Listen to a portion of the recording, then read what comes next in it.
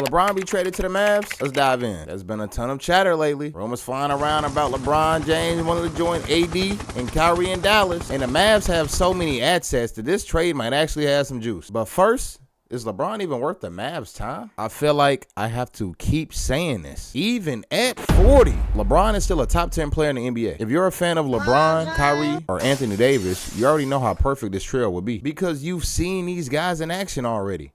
These are arguably the top two of LeBron's best teammates ever, and they would all be in different versions of their primes right now and on the same team. The Mavs roster is stacked, so trading away guys will not make them flinch, and I think right now Dallas has the first or second best roster in the entire league, simply just by going off name value. So what makes this trade realistic is how the Lakers could get 4 solid players like Klay Thompson, PJ Washington, Daniel Gafford, and one more to match, to make the salaries match. And these are guys Luka has already played with. He already has chemistry with them, especially with Gafford being huge in their pick and roll game. I think the Lakers would jump on that chance immediately. The roster fits perfectly with Luka, and Dallas would only have about $50 million tied up on their books for 2 years, which is ideal for cap flexibility. If I'm Nico Harrison, I'm pulling the trigger on this trade ASAP. I am going to pair LeBron James with his 2016 championship co-star Kyrie Irving and reunite him with his defensive anchor in 2020 Anthony Davis,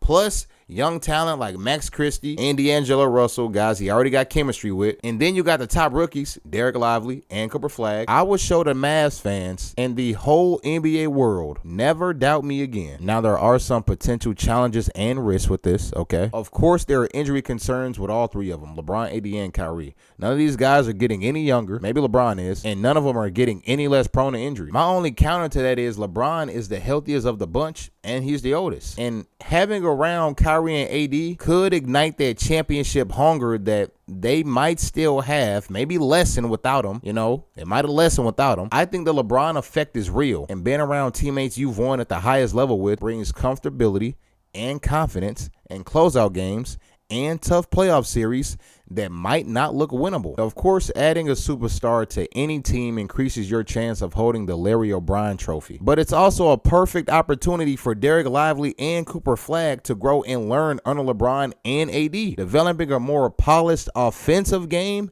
and defensive game. I don't see any downsides here. The Mavs championship window realistically lasts about 2 years anyway. I think if the Mavs could make one move to sort of guarantee their chances of reaching the NBA Finals, adding a 40-year-old LeBron James, I truly believe will make this team the #1 contender. Even next year without LeBron, I believe Dallas will be a top 3 defense and a top 3 contender in the NBA. So if you add LeBron, and depending on the assets move, you're probably looking at a top 5 defense, assuming no major injuries, and I would for sure have them as the favorite. Could you imagine waking up one morning, checking your phone, and seeing LeBron to the Mavs in big bold letters with a starting 5 graphic showing Kyrie Irving at point guard, Cooper Flag at shooting guard, LeBron James at small forward with AD at power forward and Lively at the center? If that happens, Nico Harrison instantly becomes the most loved GM in the NBA, and assuming this move leads to a championship,